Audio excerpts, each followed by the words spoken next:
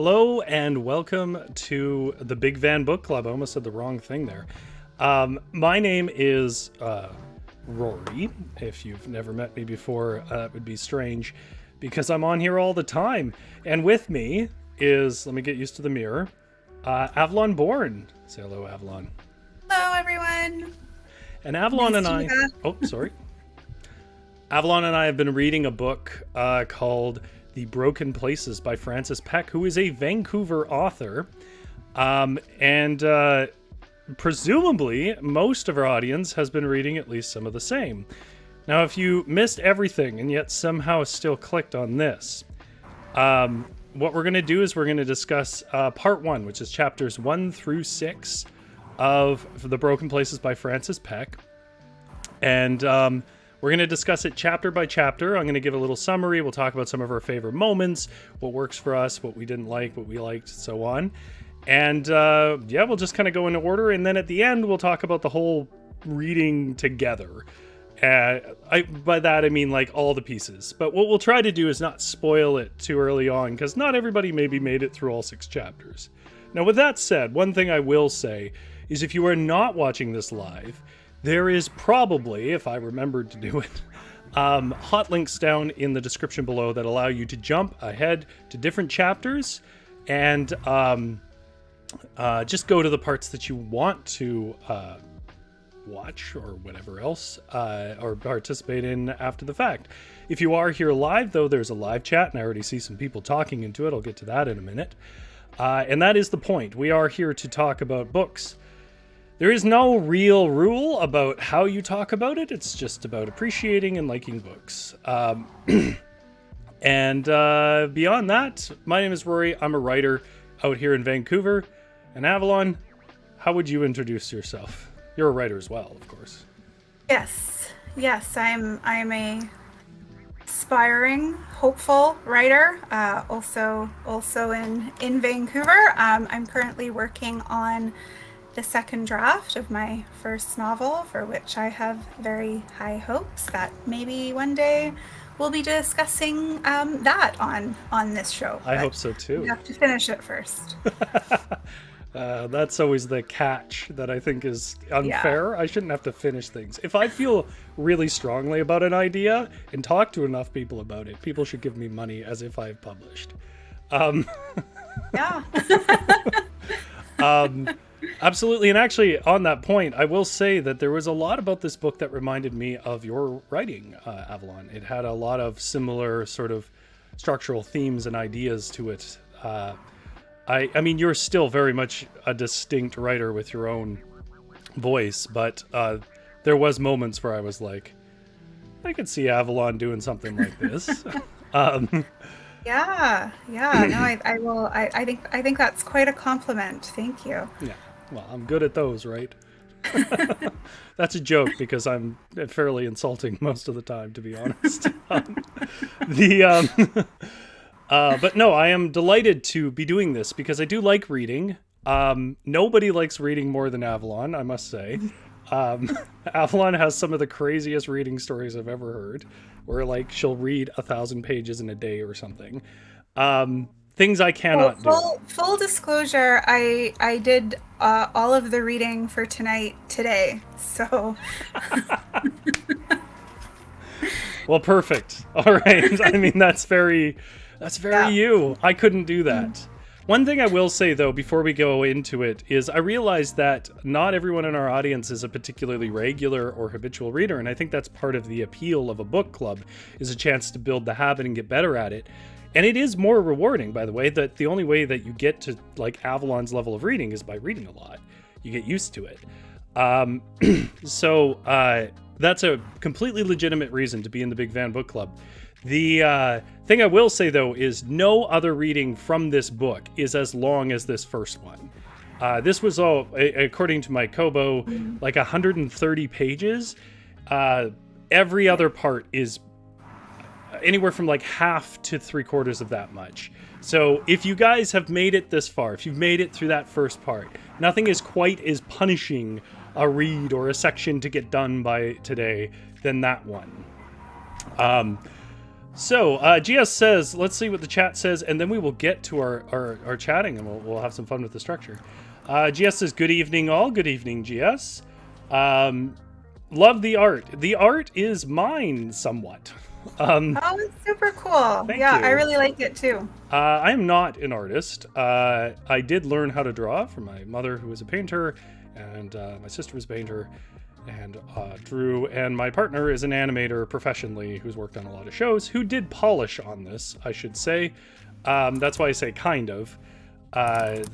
Did some design and some of the polish and helped a lot. The mountains are exclusively hers, for example.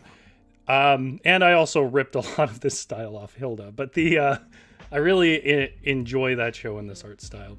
But the art was largely me, so that's a first. And yeah, I was responding to that. So just fleece it out here and says, hello, GS, and welcome back, Avalon. We've missed you. People do ask about you, Avalon. Suki Matsuba is here. Hello. And I think the rest is just people saying hello to each other. Oh, just fleece it out says, no worries, Avalon. I also finished the reading at about 6:25. Yeah, just living on the edge. All right. So I wouldn't say that there's any too demanding structure here. I will try to give us some structure because otherwise we will get lost and ramble. But for the most part, again, a book club is just about like, hey, cool, we read a book. Let's talk about it. There are some questions that Any West Press gives for book clubs for this book, but they are the book in totality. They ask about the book overall, which is not really how we're approaching it here. So, because like a traditional book club reads an entire book in a week, and then they talk about that book the next week, and I gotta be honest, I can't do that. I know Avalon could, but I couldn't do that. I'm too fidgety. Depends on the book. Sorry? Depends on the books. I think some are a little easier to read in a tight time frame, and some take a little bit more time. That's true. I remember when I read Fear and Loathing Las Vegas. It's written with such high energy, and it flows so well that like I think I read it in like a day. But then like I don't know. There's not many other books I've done that with. So, yeah, we're going to go chapter by chapter, and at the end we'll talk about all the chapters together, but we'll talk about them individually. And I'm going to start with, I mean, it's not really a chapter, this sort of opening short half chapter that comes under part one. Part one's called Strain. And in general, in this chapter, we establish two things, really. We establish this girl hanging out on social media, being kind of petty, and in her own head, and her own perception of her father and her mother being kind of robotic, and her father being kind of, aloof and distant. We don't figure out her name at that point, though we do figure it out later. She comes up later.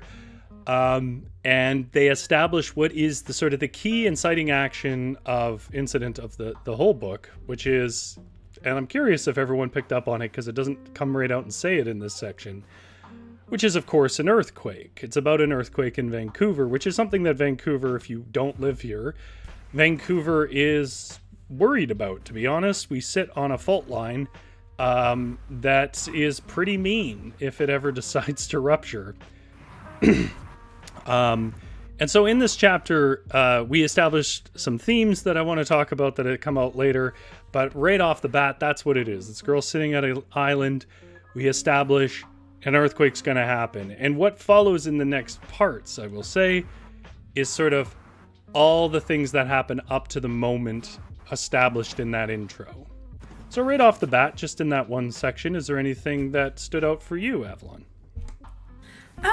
I really enjoyed the opening to this book. I think that the author did quite an effective job with setting the scene for what's to come, but also setting up all of the sort of the strain within the relationships of our main characters as well. And something that that really struck me was sort of playing with this whole concept of, you know, if you knew what was coming, how would you perhaps change your interactions with people? And I think, you know, there's that sort of common sense across all of the characters at the beginning, that there's a lot of irritation and frustration with each other and anger and all of that. And I think that that's just such a good lead-in for what we know is going to happen. And you know, the fractiousness of these relationships, I think, adds to the tension that's sort of already there as we're kind of waiting for the big one to hit. Yeah, I'm gonna pick up on that as well. And everybody in chat, you're welcome to sort of share your thoughts on how this section hit you, even if it's just like quotes that you liked from the section. Those are all legitimate things to share. For me, I think it establishes the core metaphor that the book is going for. So, I mean, you know this, Avalon, but for the sake of the audience, if you're not the kind of person who would normally think this way, obviously it's a book about an earthquake, but as writers, we would write about an earthquake to say something else that we feel an earthquake well represents. And sort of, it establishes pretty early on this idea of like the tension under the surface that's always there, ready to become something destructive. And I think that this does a good job. And knowing a little bit, without spoiling anything about the later chapters before we go on to it, knowing a little bit about how the next sections go, I think it also sets up a couple of themes. And probably the one it most prominently sets up for me in that first section is the isolation of your own identity and perspective. There is this sense, and it isn't clear right away in that first chapter, but you get a little bit of it. It sort of boils under the surface there, of like, they are in their own world. Their parents are these things that move through this world, this girl's world, as almost props on a television. No real concept of what's going on. And when in later chapters we find out a bit more about the other perspectives on that situation, I think it really does a good job here setting us up to frame the this core isolation of your own perspective that permeates the whole section. Very kind of modernist in that way.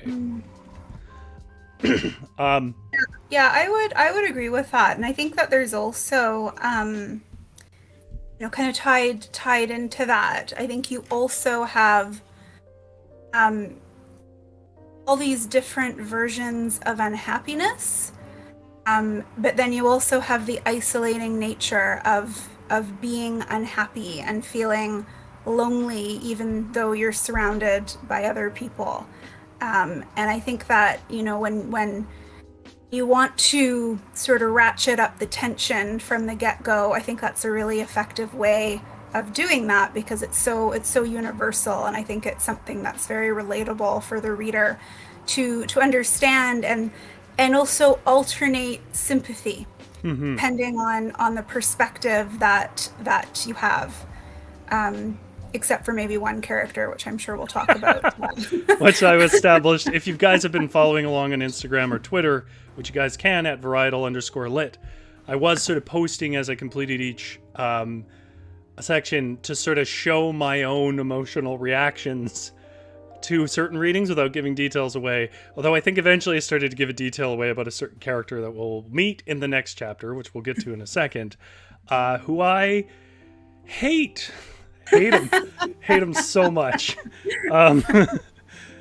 He is the worst. He is the worst person to have ever been in literature.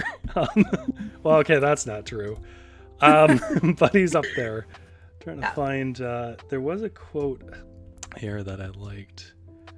Oh, there it is. Okay, so I liked this description, and it ties into something that I've talked about on Varietal Show, which is our Thursday night show where we do like live writing together. If you guys are interested in that, you should come back here Thursday at 6:30 p.m. But it says it's the description of sort of the earthquake oncoming in this section, and it says, below the trouble of the smashing glass and clanging metal, a baseline builds like no sound you've ever heard before. And what I really like about that is, I've talked about before on the Varietal Show when we were talking about description, about like picking a metaphor and sticking with it rather than like shifting metaphors all the time. There is straight up mixed metaphors, right, which are problematic, period, but that's like within the same sentence and so on. But like the idea of, if you're going to set up the idea of a building orchestra in this case as a way to sort of put a person in a position of what it's like to be there when an earthquake occurs, stick that landing. Don't change those gears. Like, it's better to stick with that imagery and find as much as you can that can compare, if you can, because, like, you know, switching every sentence gets a little bit much. Is there anything else you want to add about that section, Avalon? I don't think so. I think you've covered everything. That's it. Let's make sure. Yeah. Sorry, let's make sure that people in the chat are having a chance. Also, if my partner is listening, can you bring me my water bottle? Because I forgot to grab it. GS says, took me a bit to figure out how young she was. Well, I think there might be a reason for that. That comes up later, why she might read a little older at times. And GS says, I agree, the petty squabbles because you take those closest to you for granted. Well, yeah, that is a theme in this book for sure. Definitely. I mean, that's the whole part, frankly. Okay, so then we shift on to 1, which is, I think, the longest chapter, full stop. So it's hard for me to summarize entirely, but I will do my best here. Can you grab me one out of the fridge? That one's carbonated. Oh my god. Thank you. I'm just trying to live out the themes of the book. If you'd read it, you would understand. Yes, please. Thank you very much. Now, what if there was an earthquake right now, Rory, and this was your your last exchange? Well, at least I got water, right? Like, yeah, that's true. Look at me, I'm embodying him already. Okay. So in this, we get introduced to most of the major players, not all of them, I don't think, but most of the major players, and basically the structure of the book. So the book is not told from the perspective of that one girl. The book is told from several perspectives, which is, by the way, an Olympian feat for a writer, which I will come to later. Something I would never do. Not because it's a bad thing to do, but because it's way harder than I want to work for writing. But we get Joe, who's this sort of working class underdog, who is a gay man who is in a relationship with a self-involved and emotionally absent and apparently wealthy Dr. Kyle Kiki Jesperson.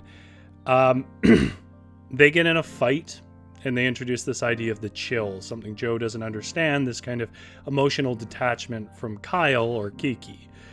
Then we get introduced to Anna and Miss Dodie. Anna is a Ukrainian woman who is a live-in care aide, I guess, for Dodie, who is a woman who apparently has some kind of mental difficulty, if it's dementia or Alzheimer's or something to that effect. Dodie is wealthy, lives in, for those who don't know Vancouver, lives in a fairly wealthy area, kind of the Beverly Hills of Vancouver, and is pretty mean to Anna, to be honest, and is obsessed with her former live-in maid, who was a guy that she apparently thought was great. And then we meet Charlotte Stedman, who is this, well, she's a lot. I don't know how to summarize it. This I want to do everything and I hate the world for that kind of woman, who is easily, I think, one of the most compelling characters for me. And within her circle, we meet Tane, who is her husband by law and in no other respect. And We get a reference to May, her housekeeper. And I don't think this chapter, I think that's all that's really established. So we get introduced to basically three things and three conflicts, which is Joe and Kiki get into an argument about recycling going out, but it's established early on that Joe feels that Kiki has drifted away and is constantly working and never around. And Kiki floats the idea that they should break up, and so they end the conversation. Joe's a landscaper, Kiki, again, doctor. And Anna and Miss Doty basically go through a morning routine, which we can talk about when we get there. And Charlotte is jogging and trying to plan out her day of impossible things, which, living in Vancouver, by the way, some of her plans are ridiculous. She wants to make it to Agassiz and back by 1 p.m. from what? West Van? Yeah. Anyways. That's what happens this chapter. How'd you feel about this chapter, Avalon? Yeah, I thought it was a good intro to these characters, and I think, as I sort of mentioned before, I also really like how we get to know them all through some sort of conflict.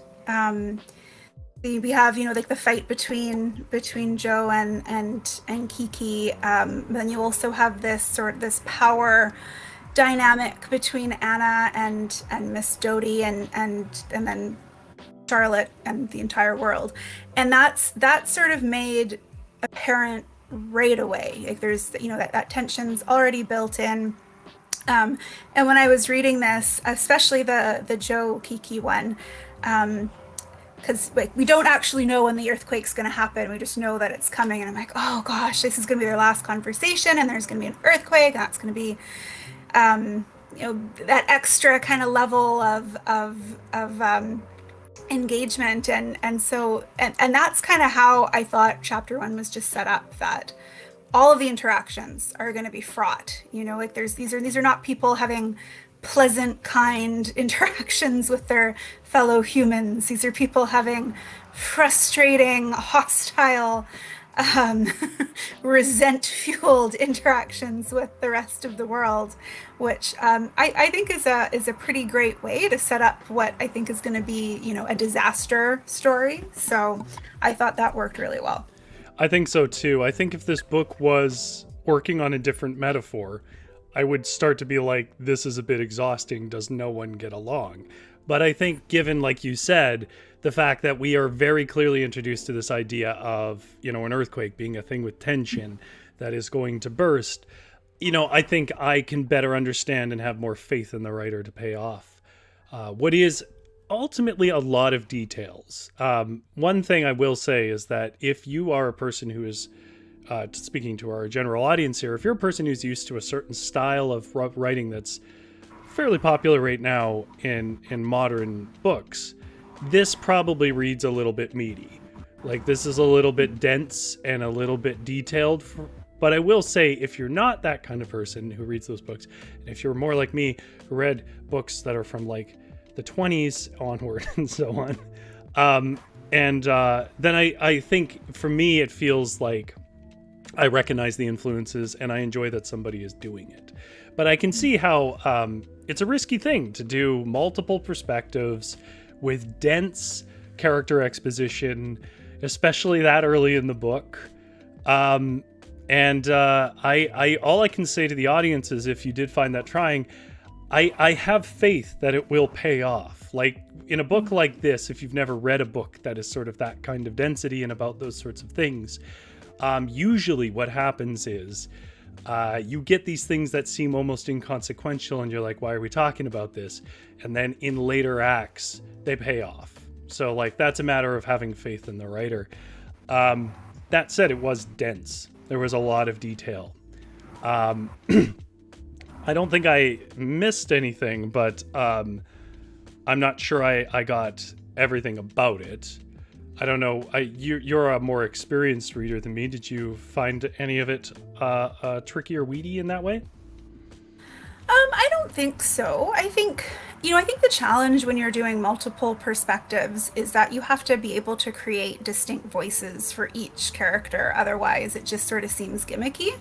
And I read a lot of novels that don't really execute this too well. I mean, I think writing different perspectives as a writer sort of gives you a natural momentum because you can just switch to the next person and it sort of keeps things going. But in order for it to be an effective mechanism for audience engagement, you have to have a diverse voice for each character. And so I thought that worked pretty well. I think there was definitely differentiation between each of the characters, and as you read further on and read multiple chapters from different points of views, I think that becomes more apparent. The one actually that I thought didn't work as well for me was Joe. And I think there's a little bit of bias because I think Joe just kind of comes across as a bit of a doofus in my opinion. But I think not to sort of jump ahead, but I think the way that he's positioned in the first chapter is kind of as this sort of affable, easygoing kind of guy, and I don't actually see that. I didn't see that continued into his later chapters. And there could be sort of reasons or explanations for that, but I think that was the one that felt maybe a little bit false to me. Yeah, I think it's the one where the writer is backed into a corner, but I can't say more without giving away some of stuff later. But I will say that I think some of the argument is permeating through that, but then the context where Joe's being kind of grumpy later is one where there'd be a lot of pressure not to. So like I can hear that. Now just some things, because chat brought up some stuff. Just to answer your question, just fleece it out, that was a later chapter, so I will circle back to that, but remind me of it. For a line, it becomes so in order the man. So just fleece it out says, is that also about? I think that's also about the later chapter. Yeah. Yes. Yeah. Okay. Yes, Avalon. We have some concurrence about the Agassi goal and trying to do that in basically a morning. I was having some secondhand stress just thinking about trying to do that. Yeah, I gotta say, like, this needs a trigger warning, because if you live in Vancouver, if somebody describes, I don't know if it's this chapter or next chapter, but it's not a huge spoiler. If you describe somebody being in Port Mann, specifically bridge traffic, like I need a trigger warning, because I need to go have a glass of wine before I'm reliving that trauma. If you don't know, by the way, if you come from outside of the country or the area, you should know that Vancouver has some of the worst traffic in North America, not Canada, North America, period. Sometimes beating out LA somehow. The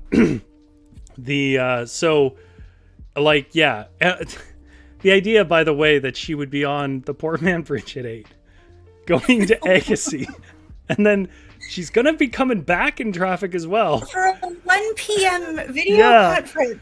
Oh my gosh. The woman is nuts.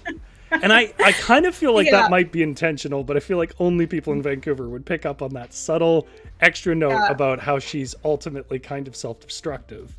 The one, a couple of things I wanted to draw out that I saw in these themes that I saw in this chapter, it echoes in later chapters, but it comes out pretty hard here, which is the big one is class. So when I say class here, I do feel like I need to clarify a bit. There is an idea about sort of when you're thinking models of society, that if you are born into certain stratas of class, even in a supposedly classless society where everything is merit-based, which is ostensibly what Canada and America are, the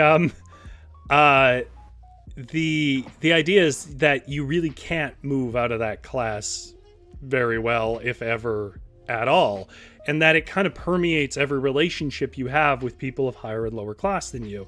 And so what we see is a lot of different relationships with uneven class relations. So you get Joe and Kiki being this sort of high-achieving doctor who's wealthy, who could pay for both of them, and Joe, who's a little more scrappy. He works out of his own truck. He does landscaping. He comes from Newfoundland, I think. Yeah. And you know, which is a sort of traditionally working class area of Canada. And then you get the Dodie and Anna, which is a huge disparity, not only in, you know, one is an immigrant and one is an old white lady who's very wealthy, but, you know, there's a class thing there and so on. And also there's this tension that comes out of that kind of class relationship. It is revealed, I'm not sure if it's in this chapter or in the next one, that she does not get paid well at all, and barely can see anyone because her entire life is spent doting on this rich old woman. But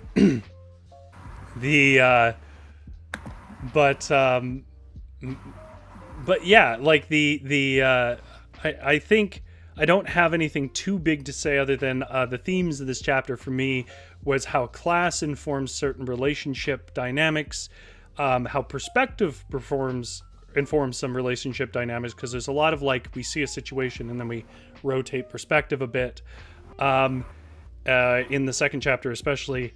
And then there's a lot about self-absorption here, which it carries on with the theme from the first part. Is there any other themes that maybe you picked up on? I don't know, not so much a theme, but I did really appreciate reading a novel that, you know, is set somewhere intensely familiar to me. But I also think that the whole, like, Vancouver itself kind of features as a character, you know, and there is you know, she spends a lot of time, the author spends a lot of time laying out the setting, and I think, you know, there's a bit of an inside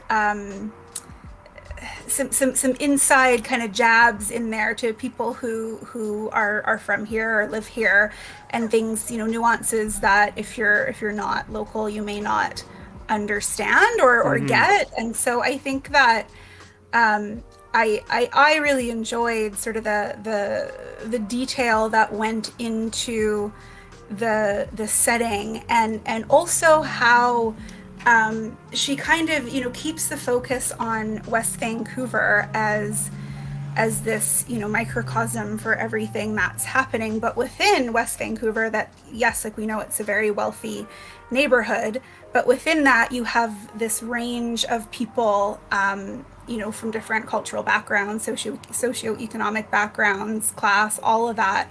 So you're sort of getting, you're kind of getting, I think, this juxtaposition that we deal with in Vancouver all the time, that, you know, it's like we've got, you know, the mountains and we've got the ocean, and, you know, and it's a very progressive city in a lot of ways, but then it's also really expensive, and gentrification and homelessness is a huge problem. And so there is already such a gap between the haves and have-nots. And so I think having that kind of frame this whole story, I found really interesting, and you know, I think there's some nice little nods in there to locals, which I thought, yeah, I just enjoyed. I completely agree with you, and I think I would draw out my theme a little further, which is a later chapter when she actually reaches Abbotsford. Though Just Fleece It Out pointed out that he says she really dumped on Abbotsford, though made me laugh a little. I'd like to point out that Frances doesn't dump on Abbotsford.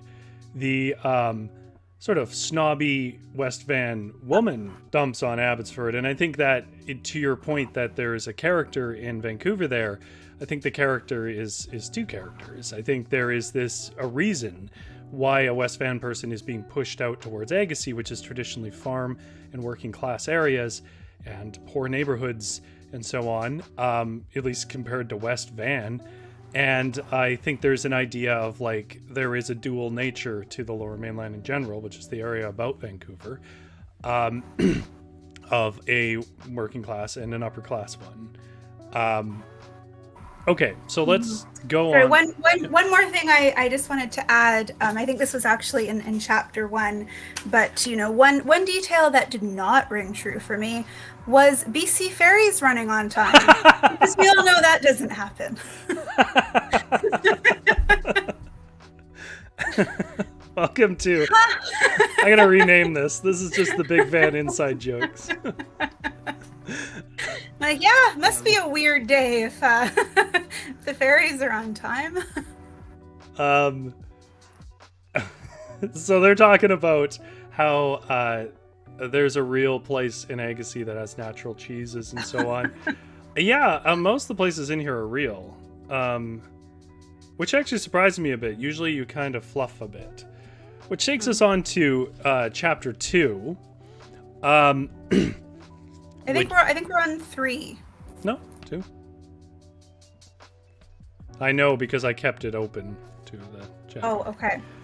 Which I would think most people remember it as the bird eating the starfish chapter, because that is definitely the centerpiece image of it.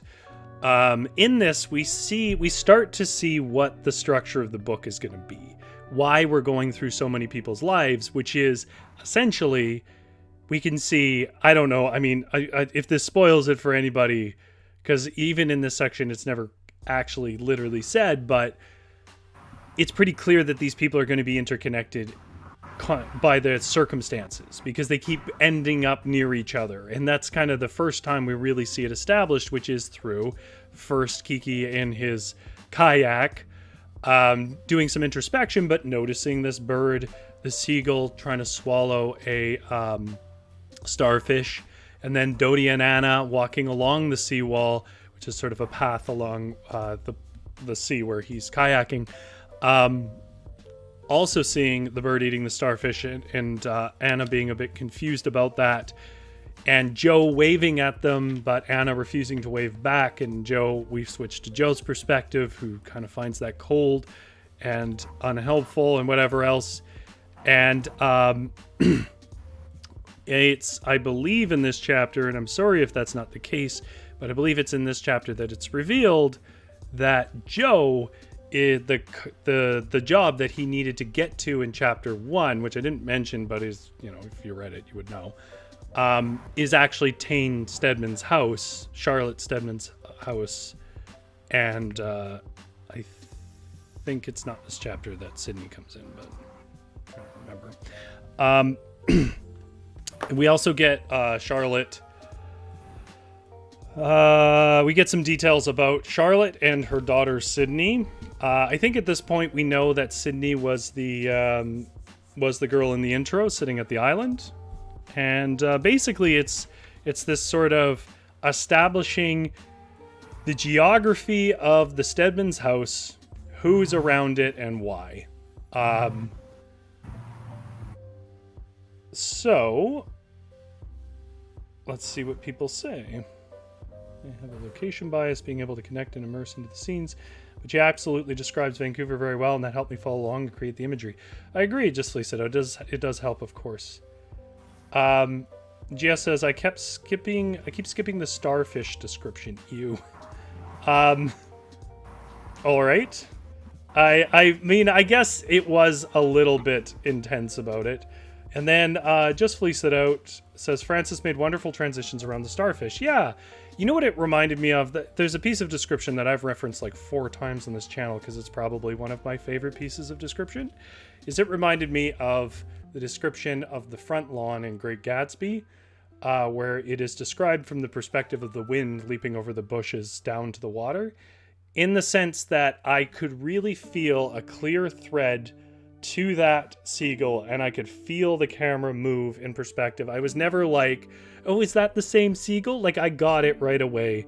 And I think it was a really mechanically important, I know this is the most boring thing to say, but I'm a writer, mechanically clever chapter to establish as clear as possible to the audience that these are happening sequentially, or parallel rather, and that this book is about a switching of perspectives on something. Like, I think it does a good job to say to the audience, sort of tutorialize them and go, this is how the book works. In case you feel a little lost sometimes, remember, This is what it's about. Multiple people experiencing one thing. Did you have anything to say on this chapter, or did it cross over? Because it crosses over a lot with what chapter 1 said. Yeah, I think what I liked about this chapter was that we start to get the crossover interactions with all the characters, and I think thinking about kind of the tropes like in like a disaster story, or and not just like disaster, but even like a crisis story, like when you're starting everything kind of normal and the usual sort of human conflict, and then you're going to wind up with this kind of act of God conflict. I think starting to have kind of that crossover is really important, because then you get to see all the characters, not only their different perspectives, but you also get to see the way that the other characters view them. So we have the interaction with Joe, and then with the Stedman family, and then I think Anna and Miss Doty see Kyle like in his kayak, and so there's kind of all of this starting, and so you're getting multiple layers to each character, which again like helps kind of differentiate them, but also sort of sets it up for how are all these people going to interact when things get a lot more stressful. So I think that's we start seeing that, and that part of the story is getting set up. And I think to a point that you just said there, where this chapter starts to build layers, that is a good summary of the other major thing that goes on. So like I said, the most boring thing I could say is I like the mechanics of it, but it's a very writer thing to say. But the truth is, on like a storytelling level, the point of this chapter seems to be to start to add layers to the cake that you may not have assumed were there. So the first thing we get is the sort of reveal, non-reveal, that Kyle is almost certainly sleeping around. The extent of it is not really put out there at this point. That comes in chapter 3, but this is the first time we get it, and we also get the sense that there's guilt in it.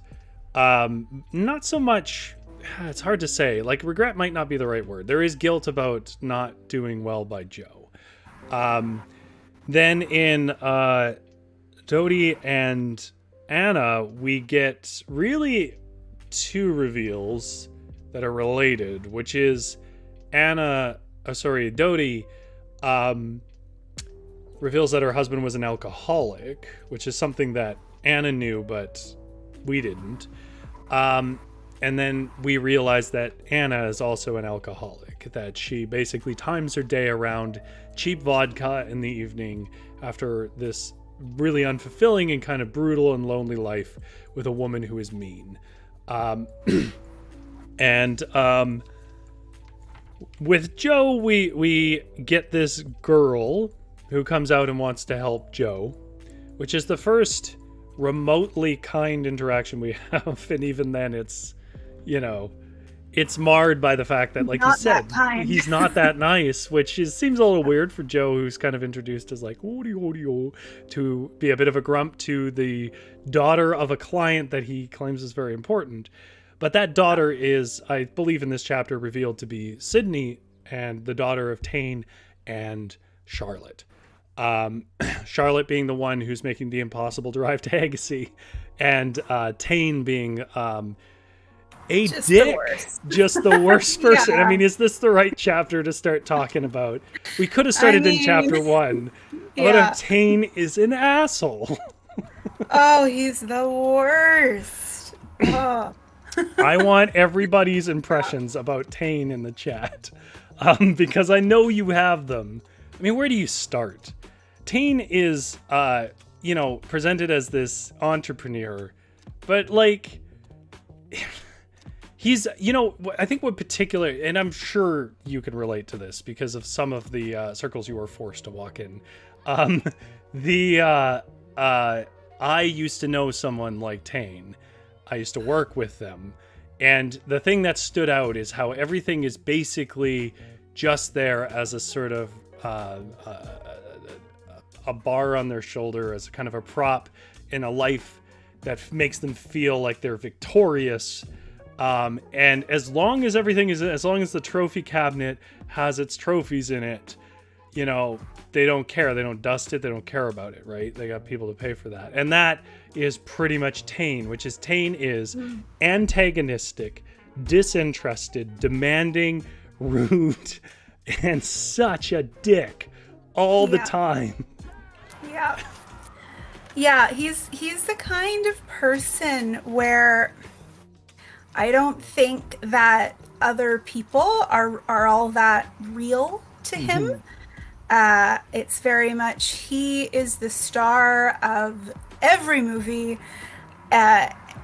Whatever he's doing, it is around him. His gaze is so inwardly focused that I don't even know if he is aware of other people having, their own emotions or interpretations of things. And his treatment of his wife and of his daughter is absolutely atrocious.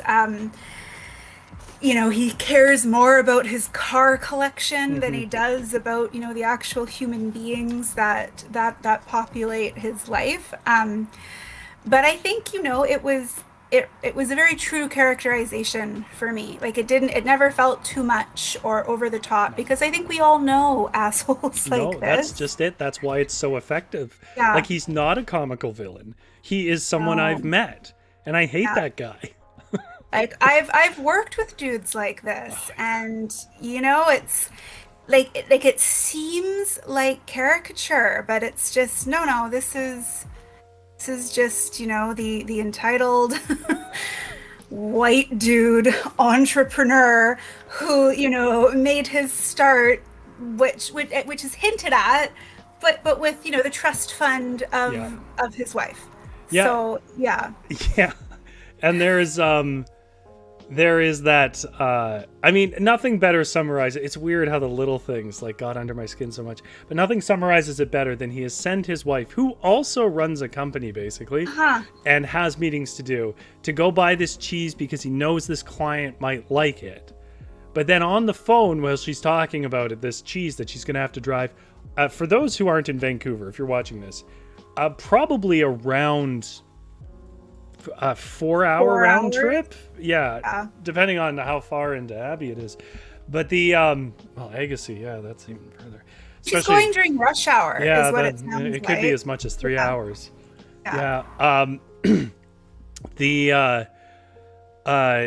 He then proposes that he might be late to this dinner party that's so important, because basically he just wants to take a drive of what's called the Sea to Sky Highway, a really beautiful winding road up to a place called Whistler, of course, which I think most people know. And in his car, because he's just feeling kind of successful about stuff. Just like you said, that idea that nobody else's distress matters. However, what I will add, which I didn't expect, because Tane is so well set up as a villain, is that Charlotte is set up as a pretty bad person as well in this chapter. Sympathetic more than Tane, for sure. But then, in sequence, basically says that she sees motherhood as a job that she just gets done and kind of wishes she didn't have to do. Which is, I guess, relatable, but it becomes more irredeemable when we move more towards how that poor girl is treated, and that her that she's pretty mean, or at least it's implied that she's pretty demanding of her housekeeper, and controlling of it, and sees again the act of being an employer as sort of being owed that time on demand whenever. Which becomes a bit of a trend in it. I think Charlotte is a pretty dynamic character, and I thought there were a lot of interesting kind of takeaways in her chapters, because I think the motherhood stuff definitely a bit shocking, but I think also it is not often that we get, the point of view of a woman who doesn't like being a mother and has, issues with her kid. But it's like, she's not presented as a monster. She's presented as, she's sympathetic. Like, she has kind of good reasons for feeling this way, and it doesn't excuse the behavior, because her daughter didn't ask to Yeah. come into this world and any of that. And there's some parental obligation going on. But I also find it interesting that like, we spend this time with Charlotte where she's grappling with these feelings. It's not like Tane gets a pass, but how much time is he thinking about his child, other than, here's how I can get digs in at my wife, and here's how I can deflect any sort of examination of my role as a father, because he also doesn't really give a shit about Sydney. Which yeah. Which I think is interesting, because in that first opening part to part one, it's established how Sydney, who we now know is the girl in part one, how Sydney sees them both, and how actually she's kind of right. Because the first thing we see is that she sees Tane, her father, as basically being disinterested.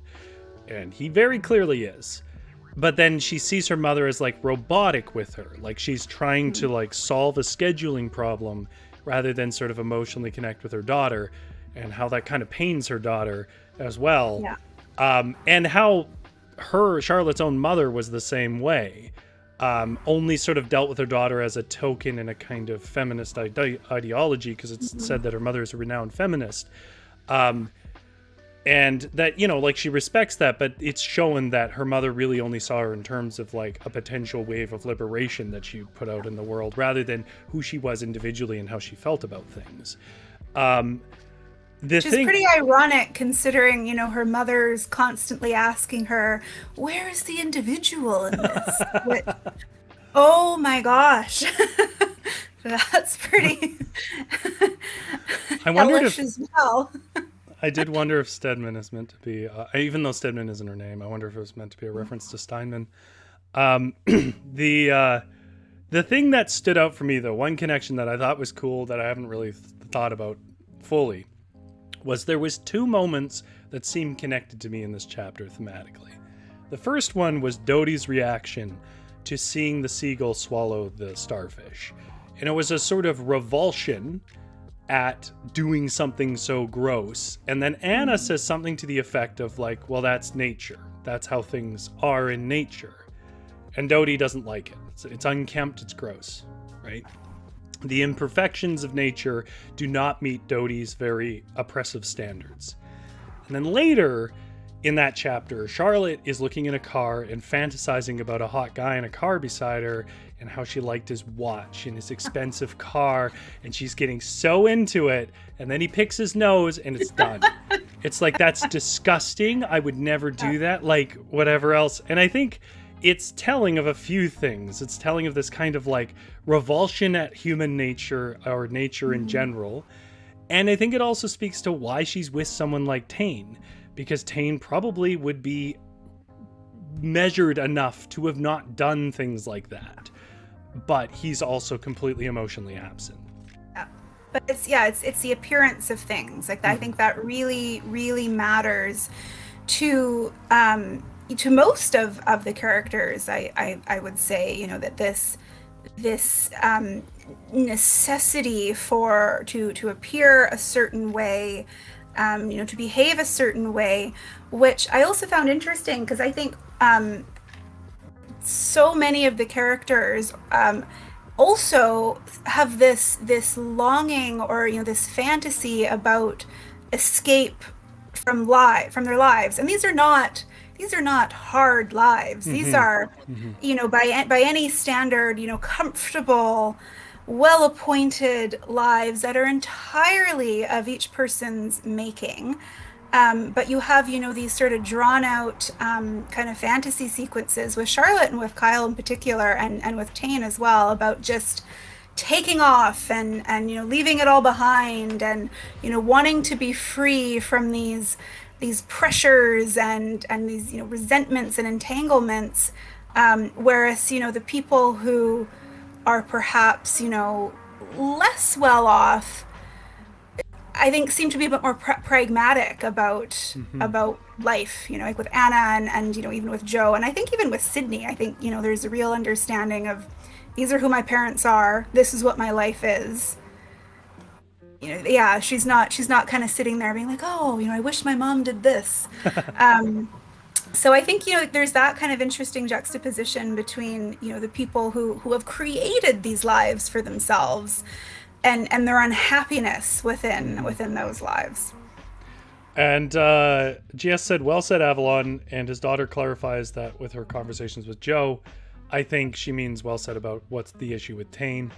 And GS goes on, his ultimate gall was when he told his wife he might be late for his dinner party. Yeah, we talked about that. So bad. You don't usually make that much money without being career driven, and home life suffers. Now, that was interesting because I know we can't talk this long about every chapter, so I apologize, but this chapter was definitely the one that really started to hook me. I thought it was interesting, and you can tell me if you feel like I'm off base about this reading of it, but I thought it was interesting that to introduce this woman who has this explicitly feminist mother, and who is trying to be a career woman, but also has a child. Well, 2 children, really. Her husband's a man-child. And I felt like there was something there about how the liberation of women to enter the workforce did not have a corollary somebody else to do the work at home. And so the consequence is that basically nothing is better and everything is worse. Yeah, I think it's a concept about how we all need wives, and not like the woman that you marry.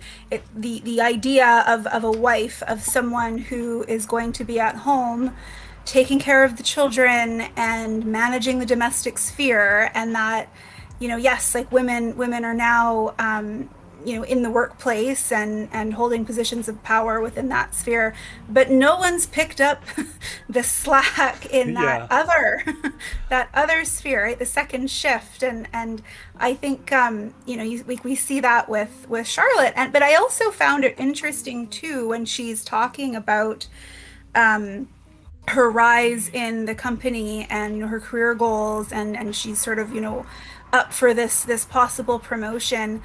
The way that she's described, as being, like a hard taskmaster, and, she'll just get everything done. And, I think there's some, there's some hints in there too about how women are often viewed in the workplace, and, some gendered language, but also like this idea of like, oh, like she'll just get it done. She'll get it done. Yeah. And there's no real room made for anything else that she has, like she's high up in this company.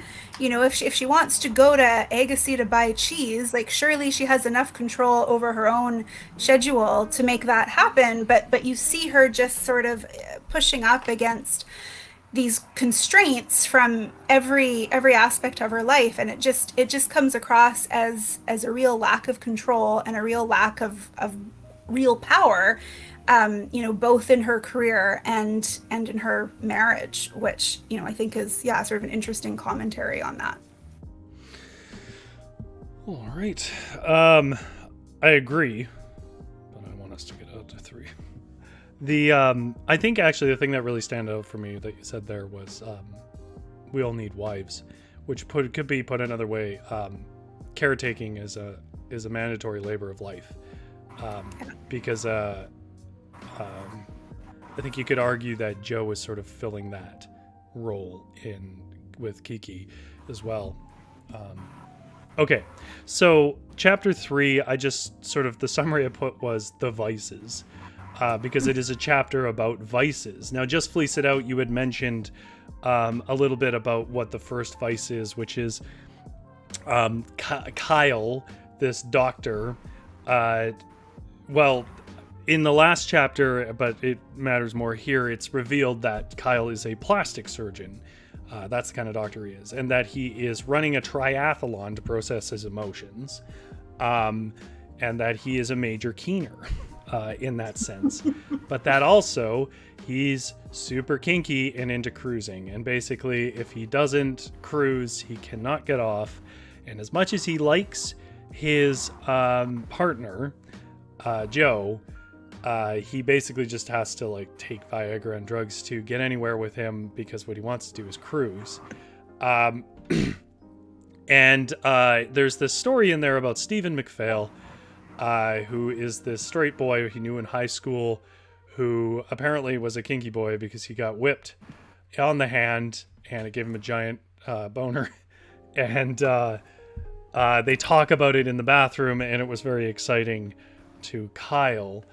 I will say just offhand, I always find it weird when I read women talk about male sexuality, because I always feel like there's always a little bit missing there. And I did feel it this as well, but it wasn't too bad. The other thing that happens is Miss Doty loses her wedding ring, which Anna is certain is just at home, which we find out later is not the case. And she calls it my love, and they go looking for it. She pushes her not to look for it, and she goes and gets a haircut. And actually, I think that's all that's really in this, other than sort of reestablishing the themes of Anna being an alcoholic. The main theme of this chapter, though, is Kiki and his kinks.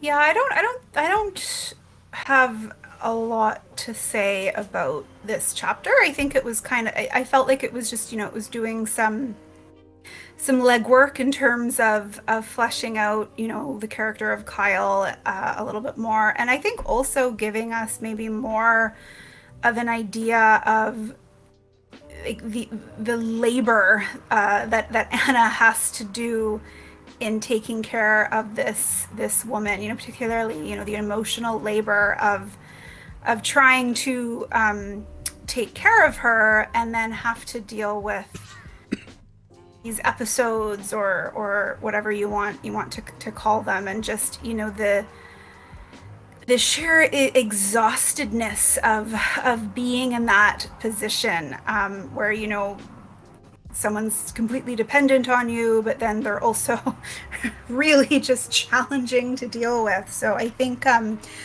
we got a lot more information about these characters, and that the sort of lives that they're leading, and their motivations and that sort of thing. Yeah, I think there is one thing though that does sort of loom large beyond Kyle's being and obviously having sexual problems, which is that there's this sequence where Anna gets a haircut, and then we sort of learn how lowly Anna thinks of herself and how shocked she is that she's pretty, and then immediately starts to worry that Miss Doty won't recognize her, which she does, and creates a somewhat sweet moment. But I do feel like it's undercut by this fact on purpose, by this fact that Miss Doty says the only nice thing she's ever said to her about, again, surfaces and appearance, which is the only thing that seems to matter to Doty. Not at all the fact that Anna basically has committed her entire life to making a fairly unhappy and miserable woman as comfortable as possible. There is no appreciation of any of that, as you say, emotional labor there. The only appreciation she gets is, hey, you look prettier today. Yeah. But other than that, I don't have that much to say. Does anybody else have anything else? GS says the caregiving and Miss Doty's behavior is bang on. I will say that, yeah. My sister is actually a care aide, and it reminded me a lot of stories I've heard. All right. It is a shorter chapter 3, so if you guys have anything you want to add, you're welcome to. But chapter 4 is a spicy one.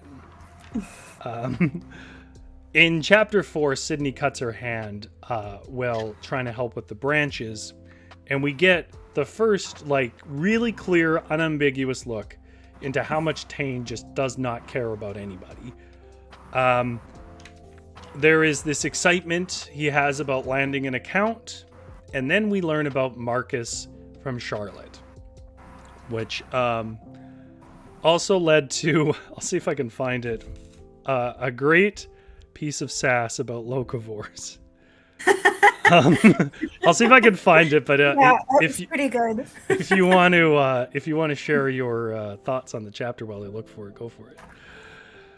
Yeah, I think chapter 4 was, like, again, these relationships are kind of getting more entangled, and there's more on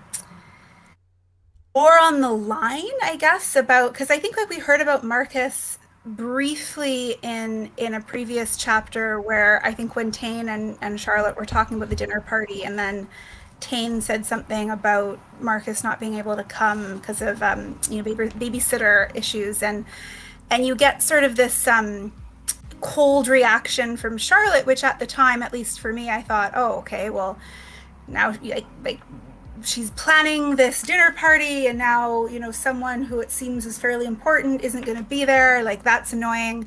But then we actually find out that there's a lot more to it than that. Which I enjoyed.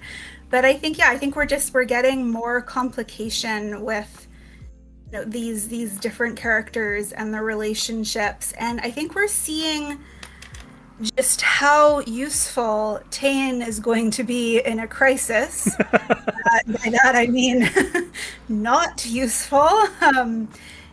Can't even check in or take care of his daughter, and deal with any of the fallout of her having, which, like, I think is probably a fairly minor injury. Like, I'm sure it hurts and there's a lot of blood, but it's not, she doesn't have to be hospitalized or anything, but still his reaction is to ruffle her hair and go back into his office. So yeah, I think maybe a little bit of foreshadowing about just, how Tane will approach any sort of large scale natural disaster.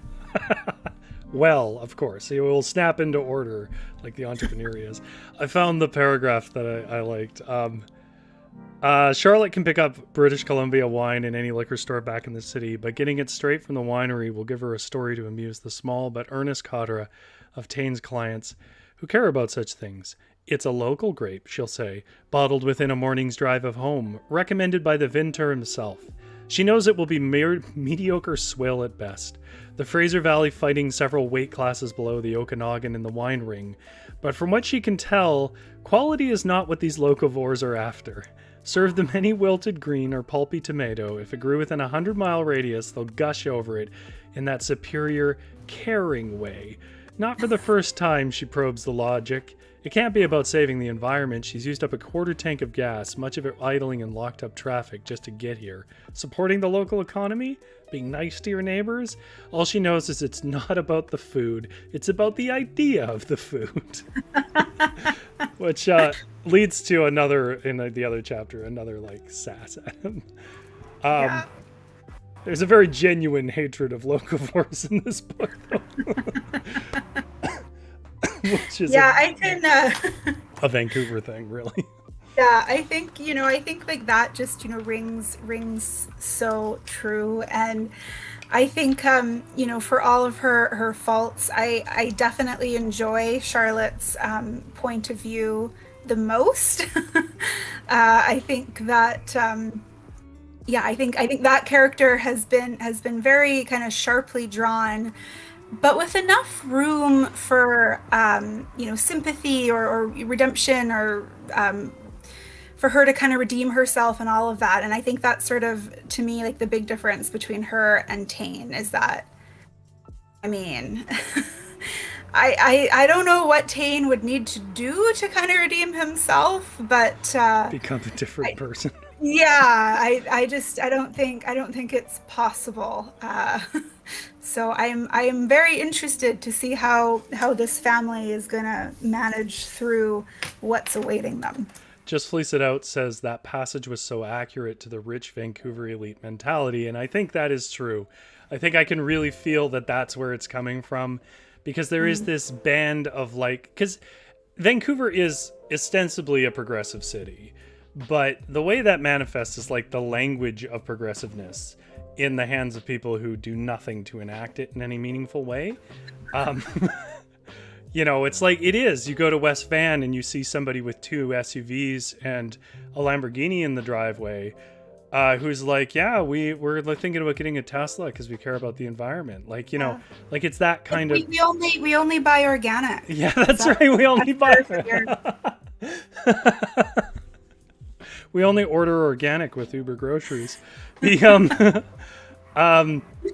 There's this tremendous insincerity and pretension that comes with it, because, you know, like she points out, to go out there and get goat cheese in just gas is a fortune. Like, it's a rich person's game. It's not a particularly like reaffirming locavore thing. It's kind of a snob's game. And as she points out, well, that basically it's just a way of having this appearance that you can discuss and feel smug about. Not by the way that I don't care about these things. I'm just saying that the way that the class strata that's talking about it here talks about it in Vancouver is pretty accurate here, in that it's useless. So no, there's a lot of hypocrisy, and also so her going out to get this goat cheese to support, you know, the local farmer or whatever, and then Tane's talking about, you know, doing like trying to get, you know, big gas and oil on the client roster. So yeah, the environmentalism, the, you know, artisanal preference, or it's all very surface. And when it comes down to it, these are people who are making their money from just the worst corporations in the world. And I think there's some pretty sad commentary on how things work a lot of the time. And I want to pick up on something that GS said here as well, which is there's a portion in here where Tane walks by his daughter Sydney and just ruffles her hair. And it's such, like, it speaks to the talent of the author here, because it's such a good summary of the kind of dismissive person they are in a visual and memorable way. Like, it all hits exactly, this fairly innocuous thing hits exactly the way it needs to hit. It's a very well observed moment. But yeah, and in this reveal that she's sleeping with Marcus, who is a partner of, an assistant to Tane, is this sort of reveal that the appeal of it is that there is no emotional labor in it. It's just rigid sex in places with no romance, but that Marcus wants romance now, and she won't have anything to do with it. And I think what that does start to reveal is potentially 2 things. I don't think we really know yet. It could reveal that Charlotte is a bit colder as a person, or it could be a reveal that she is so bottomed out by trying to meet certain expectations that the coldness she's showing to her daughter is really just a function of her burnout in general. And it could be one or the other. I don't know, because I think it is fair to point out, and I think is pointed out a few different ways in the story so far, that Charlotte obviously goes for guys who are self-involved, man-children, for a reason. Well, that reason is not clear to me at this point, but there is this building theme of there is a type, she complains about them, but there's a type, so what is the story on that? Yeah, I think I get the impression from Charlotte that, you know, she needs to be in total control at all times. And I think, you know, you see that from her daily schedule, where she's getting up at the crack of dawn to go run 10K before, you know, working like a full day and taking care of household matters, and she's on, you know, boards, all of this. So it's just, like she has sort of created a life for herself where she doesn't have any room for anything. And I think, yeah, like the whole thing with Marcus, I thought that whole bit was pretty funny, because it's just like you've just added one more thing That's onto right. the pile Yeah. of things that, are not bringing you joy, and now you have to deal with it. And I just, not that I've been in Yeah. that situation, but No. I could, man, her frustration was palpable, and I I get it. It was really well rendered, I will say. Obviously it's not a relatable circumstance for me on many levels, but I don't have a child. I don't sleep with other people. I don't have like this high strain life. Although I guess I can kind of relate to that because I used to. But but I do relate to this sort of like, why are my choices constantly my consequences, right? Like, I guess I'm cautious here because I don't want to sound like I'm victim blaming here. Charlotte is emotionally abused by Tane, essentially. Yes. And that is entirely on Tane for being a trash person all the time. But I think the author is going out of the way to show that it's not like she's Mary Sue Jane, who is completely innocent in this. She obviously goes for wealthy guys and nice watches who are absolutely jerks and behave this way. And she's done it already in the same relationship with yet another person who couldn't be more similar to her husband, other than he's using her to get away and I from think him. I think there's also, there's sort of these types of relationship where the men are just so obviously irredeemable. Mm-hmm. And yeah, all right, maybe they have, money and influence and all of that, but they treat their spouses, their partners terribly, their children terribly. They're super toxic, all of that. But I think too, like what sometimes happens is then that means that the wife usually winds up kind of getting to be the moral compass, Mm, and that, her behavior is never going to be as bad as her husband's. right. So there's sort of this freedom for her to kind of be an asshole too. But it's Mm-hmm. like, well, but we're comparing it against this other person who's just way worse, and she hasn't left, like she hasn't put her foot down about, I'm not doing any of this, like there's No, yeah. she hasn't taken him to task for anything. And like So I want to be clear. It's not like I think that'd be terribly effective with him, but there is something to be said about a relationship as a two-way street. If you're a complete doormat all the time, and then you resent a person for carrying on as if you're fine, yeah. if you pretend like you're fine a lot of the time and hope that they pick up on little things, then yeah, there is an element of like, what are you doing? Um, I agree with Yeah. that. And then there's also one other sweet detail here, which is, two things. One is sort of revealed in chapter 3, but carries on into chapter 4, which is Sydney was in rehab despite still being in high school, which is quite the reveal. We still don't quite know what of, even by the end of this part, but probably something to do with pills, because there's a thing about that later.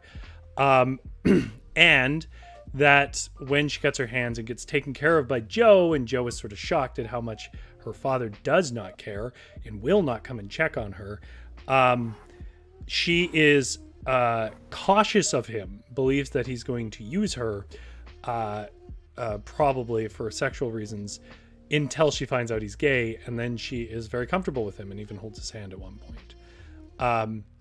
So there is this really important build of character in this chapter for Sydney, which is she is cautious of affection as being a way of getting something, and B, hungry for affection. And that conflict is, it's very sad, honestly. Definitely the most tragic character in here so far. Yeah, absolutely. GS says Marcus was the stress reliever who keeps on giving and won't go away. Yeah. Yeah, and I mentioned this in the last chapter, but there's a little bit more about how Charlotte basically didn't know her mother. Okay, so that takes us to chapter 5. So in chapter 5, Kyle, or Kiki, who finishes his kayaking and is starting to get on a bike to go for a ride, finally admits in introspection that he's in the wrong. He's wronged Joe. This is the first time we've really ever seen Kyle just sort of come out and say that no matter how he paints it, he's been bad to Joe. Which is interesting for how the interactions go later. Then Dodie and Anna, it's revealed, did not find the ring where Anna thought they'd find it. And so they come back to where they'd seen the seagull, where Joe was working on the bushes still and so on, at the Stedman's house, and start trying to search around that area for it. We get this reveal that Joe, in his own self-reflective moments, feels inadequate for Kiki, which I think we'd picked up on earlier, but it's the first time we see it sort of stated. And then we get this reveal that Tane, while simultaneously getting a big account, loses a bigger account. And for the first time we get what I think is an interesting insight, which is an accurate one as well, the politics of business, on the idea of how appearance affects business's valuation and the investors it can garner and so on, because it becomes this thing of like, don't let people know until we can find a way to spin it because we could lose contracts and blah, blah, blah, blah, blah. Sydney is just basically really clearly established in this chapter as alone and no one cares about her, full stop. And there's another great line in section here that I won't read out because we're probably running a little long, but about locavores in line asking a million questions about goat cheese. Yeah. That is absolutely hilarious. But yeah, I mean, I guess if you're looking for like a theme in this chapter, I didn't see a huge theme. I have some things I would like to say, but of course, Avalon, I would like you to say whatever you want to say about it. Oh, hey, look, there's spam. I'll go deal with the spam. Yeah, oh, whole bunch. I think this was quite a short chapter, and I think like, again, it just sort of gives us this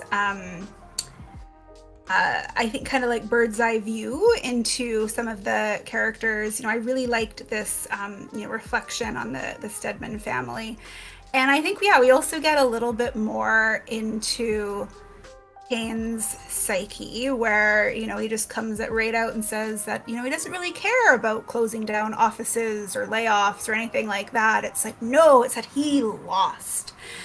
So yeah, I think that gives us I think probably already knew he was the sort of person, but I think it it gives some further reiteration about what his priorities are and his sort of approach to everything. And I think Charlotte talked about this in a prior chapter, but that the relationship was him pursuing her and then her just basically being too tired to say no.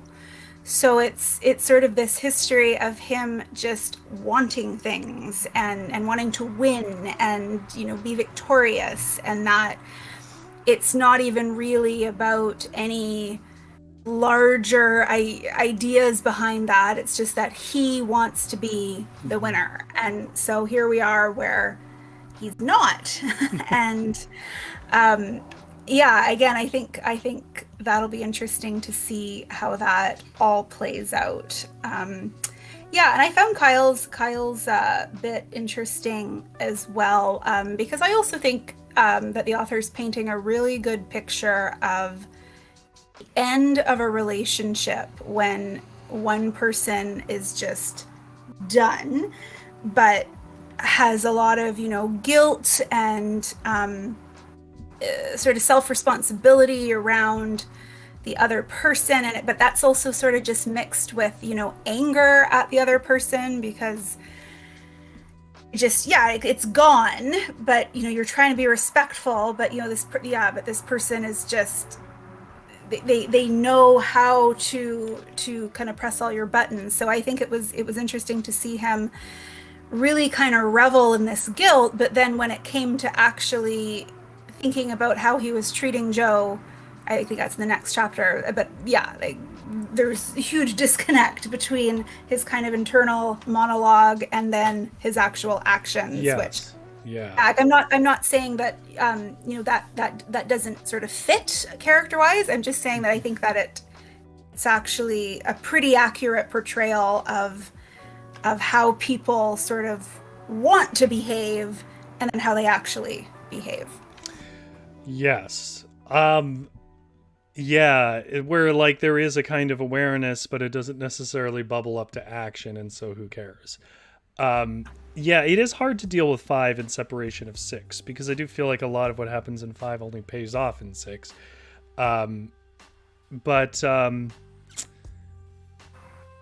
Yeah, I think it, to that end, I don't have that much to say on 5 alone, but how 5 connects to 6. So I'll give people a chance to say anything they want to say about 5, but if you were a person who only got to 5, I am going to move on to 6. GS says, which we relish, Tane's crack in his successful armor. I think I'm going to relish Tane getting crushed by his own cars or something. Anything less than that is 1 out of 10 terrible book, Francis. Why would you do this? I don't want growth and self-reflection. I just want to hate him. No.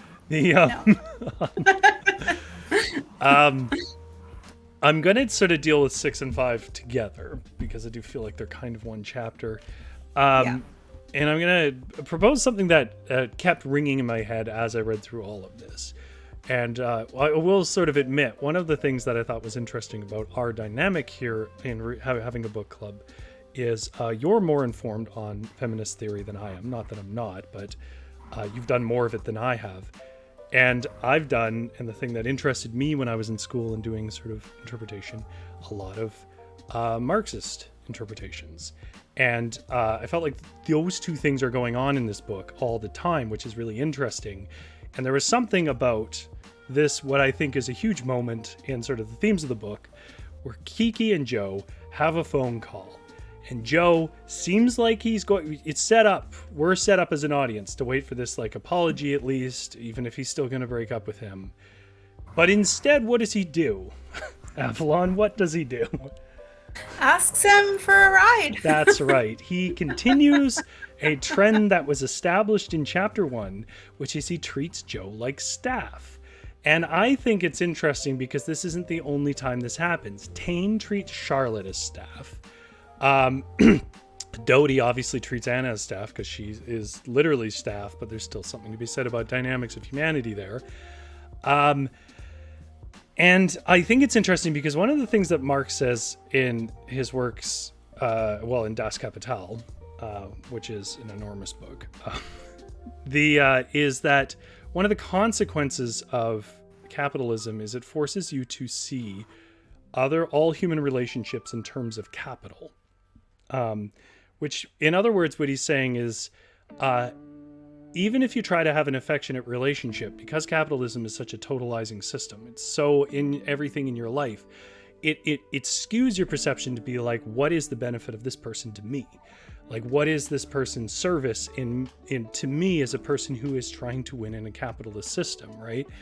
And I think one of the ways that manifests is people who are used to holding a lot of capital and using capital to get things like housekeepers and maids and taxi drivers and whatever else, it starts to spill over into their partners, where they basically start to view them as like, yeah, I pay bills, therefore you are a servant. You know, you're a part of the services that I'm looking to obtain. This relationship is one of services. You know, in the case of Kiki, it's like, of course, part of the services you would provide is to come and pick me up when I need a ride and to put the recycling out. You know, those are your services that you render.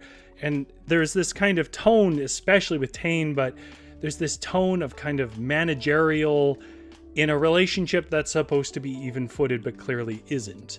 And I think that the reason why I think this Kiki and Joe phone call is so resonant on the themes is Kiki and Joe are one of the clearest separations I think we have between working class and non-working class and upper class, and how even in the depths of a relationship, even when Kiki's internal monologue is one of regret, that capitalistic kind of rendering of their two classes still comes through. And come on, taxi boy, come and get me. And the expectation that would be fine even after a fight. Why wouldn't it? Yeah. Yeah. And I think with this whole, I really liked the structure of this, like how it's all sort of, you know, these phone calls that kind of all end in frustration.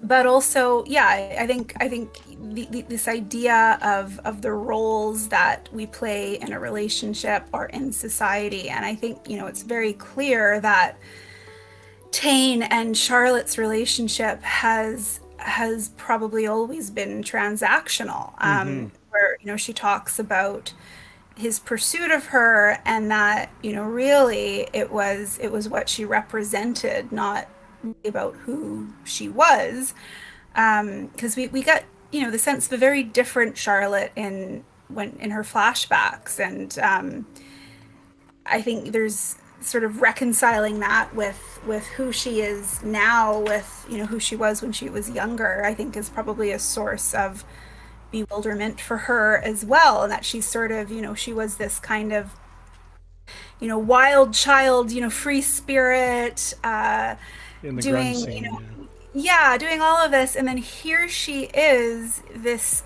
very stereotypical, you know, wife and mother, and you know, yes, like she's got this high-powered position, but her identity is still so rooted to, you know, her role as wife and mother, and that even though she's out in GD Agassi buying cheese and her husband is at home with her daughter, he can't deal with any sort of domestic issues. And so we have this whole phone conversation between Charlotte and Sydney where she wants, you know, a painkiller for her hand, and it's just, you know, this other emotional labor that Charlotte has to take on. And, you know, when you're dealing with a dysfunctional partnership, it becomes like, well, Dad said I could, which, you know, I'm sure many of us may have done, you know, when we were kids, but it's just, you know, it just sort of plays into the fact that Tane just has no interest and no recognition of the labor that Charlotte takes on. Like, to him, it's just that's those are your jobs. I think it's important to point out too, not only is he not engaged or capable to do any of the labor in the house, he's not capable and engaged in any of the labor at all in any part of his life. He doesn't do the sales call. He sends people to do it. But he celebrates like it's his victory, even though he did jack shit. And then he doesn't even really manage his business. It's pretty clear that Marcus does a lot of it, because it's Marcus who goes and figures out all these things. He just stands in his goddamn garage and stares at cars. Like, he couldn't be more useless.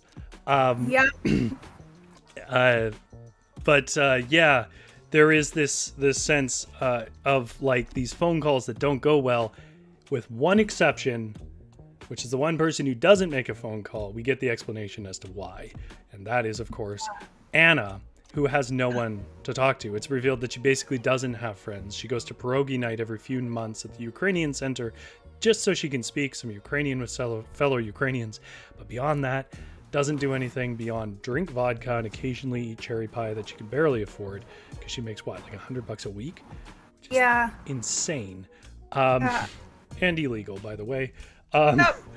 The GS says, clearly a book about class distinction, which will presumably dissolve when the big one happens. I'll be curious about that. I really don't know, because one of the sort of theories around class is that it doesn't extinguish so easily. The line that I really liked here was when she was arguing with her daughter, and she says, "Listen to me, for Charlotte stops, breathes, forces herself into mummy mode. Use your strategies, okay?" Yeah. It just was so funny. Yeah, and And like, yes, like they're both being horrible, right? But like Sydney's the kid, and yeah, like needs some understanding. But oh man, I felt for Charlotte. Like, it's just her whole life is people just taking and taking and taking and wanting more of her. And I was absolutely rooting for her to just leave. Yeah, no just kidding. Keep going. I felt I was with that too, because who hasn't had that thought? I could just literally the going across Canada thought too. I'd be like, I'm in a car. I've got enough money for like at least a couple of weeks. The thing that I found was meaningful in this chapter, though, that gives us some insight about Charlotte and her daughter, which was her daughter has all these things, her techniques from rehab, that her mother admits to using a lot, but doesn't seem to see any insight. Like, she has so much frustration with her daughter and no awareness that she has the same problems as her daughter. She's not using pills or booze, but she's a workaholic. And yeah, like she's not able to exist in her life without needing these coping strategies that are meant for recovering addicts. That's right. Just doesn't, those two things, they float in her head, but they don't connect. Well, I mean, I did think that tonight would go a bit longer because it was 130 pages in this opener. Like I said, all the other reading assignments we have are much shorter than this, but 130 pages means that we spent about 10 minutes on the intro, means we spent about a minute a page, which I think is about right. Gia says if Charlotte left, she'd be in spasm when the earthquake hit. That's a very local reference. And it ends off basically, I believe, right before the earthquake happens. I mean, I've not read beyond that because I didn't want to accidentally drop anything in. When I'd read most of this once already, about a month ago. And when I got to the end of the first part, I was like, we should do a book club. And so as a result, I didn't quite know. Also, just so people know, I have mentioned this before. Frances is an acquaintance of mine, sort of a friend of mine. I say sort of, I consider her a friend. I don't know if she considers me a friend. I think she considers me acquaintance or a student. I did some class with her on editing. She was originally an editor for many, many years. She used to do a thing called Peck's Pointers on CBC. And Frances reached out to me when I put up the advertisement on Twitter, and she said, let her know if we have questions or whatever else. I can't imagine what it would feel like to have my own book dissected live on the internet, and I suspect I'll never have to. But hopefully, we'll be here doing The Orphan. It'll probably take a year, but we'll still do it. Yeah, maybe. The point is that if you guys, over the next little bit, as we make our way through this book, do have things that you want me to ask the author and whatever else, let me know. I probably won't ask weekly. I'd probably just sort of collect them and be like, hey, answer which ones you feel like answering. These were questions that people had. You can leave that as a comment on the video if you don't watch it live. What really helps us, though, because we're trying to not only promote ourselves, obviously, because, Idol is very cool, and I think people should give it a shot. But we're also trying to help a Vancouver writer, a first-time author, get their book out there. So if you guys are enjoying the book at all, please let your friends know, and maybe point them in our direction, and they can join in.